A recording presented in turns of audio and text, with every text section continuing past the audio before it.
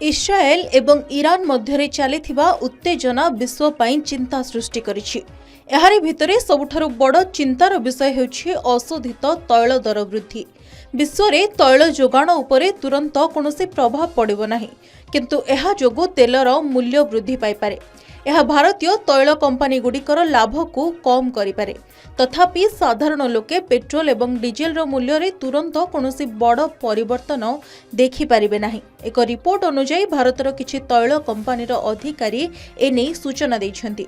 शुक्रवार इस्राएल ईरान रो किछि परमाणु एवं सामरिक घाटी उपरे आक्रमण करिथिला। यहा परे ईरान प्रतिशोध नेबाकू धमक दैथिला। एथि जोगु तैल बाजार रे हईचई सृष्टि होइछि। ब्रेंट अशोधित तैलर मूल्य 8% वृद्धि पाई ब्यारेल प्रति $75 रे पहुंची। दुई देश मध्य उत्तेजना एबे भी जारी रही। जड़े तैल विशोधनागार अधिकारी कहिसेंति जे अमेरिका, ईरान एवं पश्चिम एशियार अन्यान्य देश माने चाहंती जे तेल जोगाण रे कोनोसी बाधा न आसु। से कहिसेंति जे एही अंचलर तैल उत्पादनकारी देश माने चाहिबे नाही जे सेमानक वाणिज्य बंद हेउ। यह सहित अमेरिका राष्ट्रपति डोनाल्ड ट्रंप मध्य तेल जोगाण रे ह्रास चाहिए नाही, कारण यह अमेरिका रे पेट्रोल रो मूल्य वृद्धि करिपारे।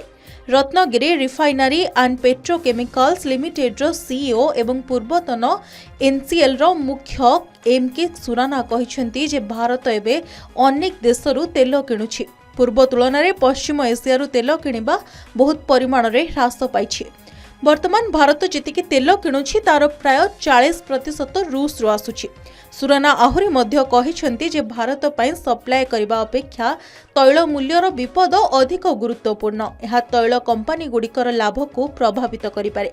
सुराना एहा मध्य कहिसेंति जे वर्तमान तैल बाजार रे तेल मूल्य कम रहिबा उचित, कारण ओपीईसी प्लस देश गुड़िक अधिक तेल जोगाण करुछंती एवं तेलर चाहिदा मध्य अधिक बढ़ु नाही। किंतु राजनैतिक उत्तेजना जोगु तैल मूल्य रे वृद्धि होई पारे। यह माल परिवहन एवं बीमा खर्च मध्य वृद्धि करे। सही समय रे अन्य जने अधिकारी कहिसेंति जे अशोधित तैल मूल्य वृद्धि सत्वे भारत रे पेट्रोल एवं डीजेल मूल्य बढ़ी न पारे, कारण एठारे दर पूर्वरु ही बहुत अधिक रहिछि।